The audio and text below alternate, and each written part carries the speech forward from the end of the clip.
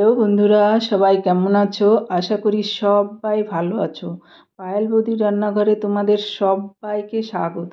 আমার রান্নাঘরের আজকের রেসিপি কাঁচকলা আলু দিয়ে ইলিশ মাছের ঝোল। বন্ধুরা, ইলিশ মাছ তো অল টাইম ফেভারিট, আর কাঁচকলাও তেমন আমাদের অনেক ফেভারিট। কোনো একটু ভালো মাছ হলেই আমরা কাঁচকলা আলু দিয়ে খাওয়ার ভাবি যে কাঁচকলা আলু দিয়ে খাবো। আর খেতে তো ভালো লাগেই, জানো তোমরা, অসম্ভব টেস্টি হয় কাঁচকলা আলুর ঝোল। সে যে মাছ দিয়েই রান্না করে, আর ইলিশ মাছ হলে তো কোনো কথাই নেই। তাই আমি আজকে নিয়ে এলাম ইলিশ মাছ দিয়ে কাঁচকলা আলুর ঝোলের রেসিপি। বন্ধুরা, রেসিপিটা ভালো লাগলে লাইক অ্যান্ড শেয়ার করো এবং চ্যানেলটিকে সাবস্ক্রাইব করে দিও। পাশে থাকা বেল আইকনটিকে ক্লিক করো যাতে আমার নতুন রেসিপি সবার আগে তোমাদের কাছে পৌঁছে যাওয়ার জন্য। চলে যাচ্ছি মূল রান্নাতে। নিয়েছি বন্ধুরা ইলিশ মাছ, মাথা, লেজা, গাদা সব মিলিয়ে নিয়েছি, কারণ আগে রিং পিসগুলো সর্ষে ইলিশ খেয়ে নিয়েছিলাম। নিয়েছি কাঁচকলা আর নিয়েছি কেটে আলু। কাঁচকলা আলু দিয়ে ঝোল করব, তাই নিয়েছি একটা কড়াইয়ের মধ্যে দিয়ে দেবো পরিমাণ মতো সর্ষের তেল মাছগুলো ভাজার জন্য। আর এখানে নিয়েছি ইলিশ মাছ, দিয়ে দেবো নুন হলুদ। এর মধ্যে নুন হলুদ দিয়ে মাছগুলোকে খুব ভালো করে মেখে নেব বন্ধুরা।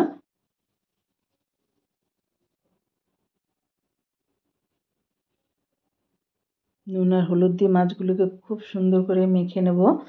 আর এখন কড়াইয়ের মধ্যে দিয়ে দেবো অল্প তেল, আর তেলটাকে খুব ভালো করে গরম করে নেব এবং কড়ার চারিদিকে ছড়িয়ে দেব, যাতে এইভাবে করলে বন্ধুরা মাছগুলো কড়াইতে একদমই লেগে যায় না, মাছগুলো ভেঙে যাওয়ারও সম্ভাবনা থাকে না। আর ইলিশ মাছে তো নুন হলুদ মেখে নিলাম। আর এখন দিয়ে দেবো আমি মাছগুলো ভাজার জন্য। আর ইলিশ মাছটা খুব বেশি কড়া করে ভাজতে হয় না বন্ধুরা, তবে খুব বেশি টেস্ট লাগে না। তাই আমি মাছগুলোকে হালকা করেই ভেজে তুলে নেব। বন্ধুরা, ইলিশ মাছটা অনেক বড় ছিল, 800 গ্রাম মতো ওয়েট ছিল। আর এর রিং পিসগুলো দিয়ে আমি একদিন সর্ষে বাটা খেয়েছিলাম, আর আর বাদ বাকিগুলো দিয়ে আজকে আমি কাঁচকলা আলুর ঝোল করছি। তা কাঁচকলা আলুর ঝোল তো সবারই প্রিয় বন্ধুরা, কম বেশি সবার প্রিয়। দেখো মাছগুলো উল্টে দেবো বন্ধুরা। মাছগুলো উল্টে দিচ্ছি বন্ধুরা। এই পাশটা, দ্বিতীয় পাশটা হয়ে গেলে মাছগুলো আমি তুলে নেব। আমি খুব কড়া করে মাছগুলো ভাজবো না।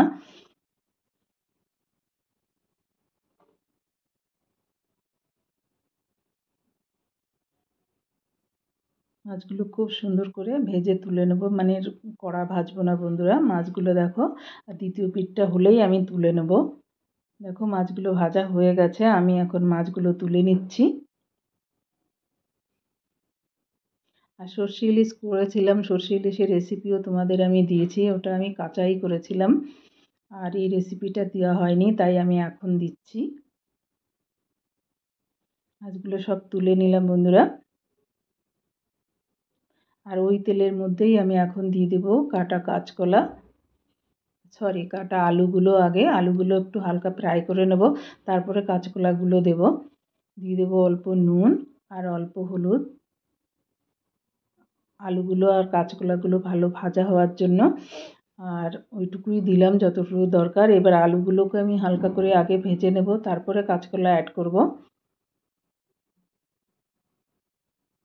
কাঁচকলা তো নরম সবজি বলো বন্ধুরা, আর আলুগুলো একটু শক্ত। দেখো আলুগুলো আমি হালকা করে ভেজে নিয়েছি দেখো। এইবার আমি দিয়ে দেবো কাঁচকলাগুলো। এবার সব কিছুর সঙ্গে খুব ভালো করে ভেজে নেব কাঁচকলা আলু একসঙ্গে।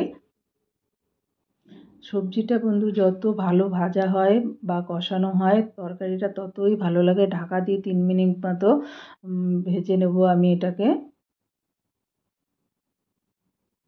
দেখো কাঁচকলা আলুকে খুব সুন্দর, যে কোনো সবজি রান্নাতে বন্ধুরা সবজিটা বেশি ভালো ভাজা হলে দেখবে সেই তরকারিটা খুব সুন্দর টেস্ট হয়। দেখো আমার খুব ভালো করে ভাজা হয়ে গেছে। দেখেছো, খুব সুন্দর করে ভেজে নিয়েছি, কিন্তু পুড়ে যায়নি। এখন আমি দিয়ে দিচ্ছি পরিমাণ মতো লঙ্কা গুঁড়ো। অল্প দেবো লঙ্কা গুঁড়ো, কারণ আমি কাঁচা লঙ্কা ইউজ করব। আর এটা জাস্ট কালার হবে, তাই দিলাম পরিমাণ মতো হলুদ। এখন দিয়ে দেবো পরিমাণ মতো গরম জল। আমি আমার রান্নায় সবসময় গরম জল ব্যবহার করার চেষ্টা করি। আর গরম জল ব্যবহার করলে তরকারিটা তেমন তাড়াতাড়ি হয়, তেমন কালারটাও খুব সুন্দর হয়। তরকারির কালারটা দারুণ দেখতে হয়। দেবো পরিমাণ মতো নুন ঝোলের জন্য।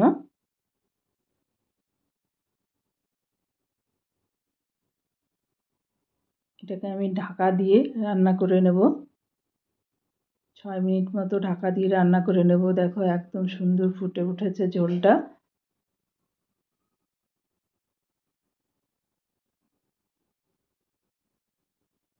কাঁচকলা আলুগুলো সিদ্ধ হয়ে গেছে দেখো। আর কাঁচকলা তো নরম সবজির, আলুটা বেশি ভেজে নিয়েছিলাম দুটো একসঙ্গে, দেখো দুটোই সিদ্ধ হয়ে গেছে বন্ধুরা। এখন আমি দিয়ে দেবো ভাজা ইলিশ মাছগুলো, দিয়ে খানিকক্ষণ ভালো করে ফুটিয়ে নেব।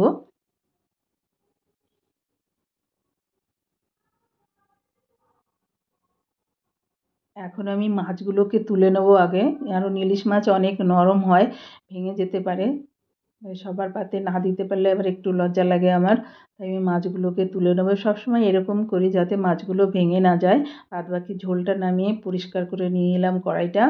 কড়াইতে দিয়ে দেবো অল্প তেল, আর ফোড়নে দেবো 4টে শুকনো লঙ্কা আর একটা তেজপাতা।